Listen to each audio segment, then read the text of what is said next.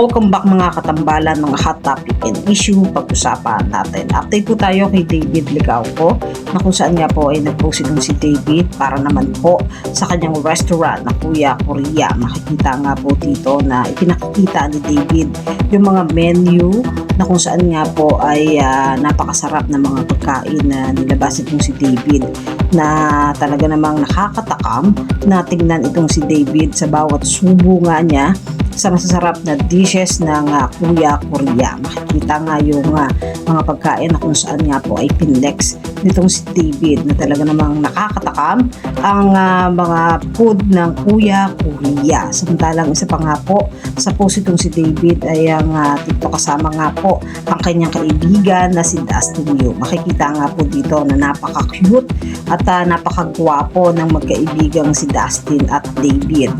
At ito nga po ay kuha noong dumalo nga po itong sina David sa mall show sa Mascara Festival 2025, at kasama nga po niya ang kanyang kaibigan na si Dustin Yu. Samantalang si David nga po ay nasa Pampanga naman sa October 26, kasama po ang ilang cast ng Never Say Die, kung saan nga po ay magkakaroon sila ng mall show. At sa darating naman na October 26 ay maglalaro naman itong si David sa Ben Shoot of Asia na gaganapin naman sa SM Mall of Asia, at maglalaro si David sa Team Quiz Showtime. Yan po yung mga update natin ngayon kay David. Kayo mga katambalan, ano masasabi nyo? Mag-comment lang sa comment section at pag-usapan natin.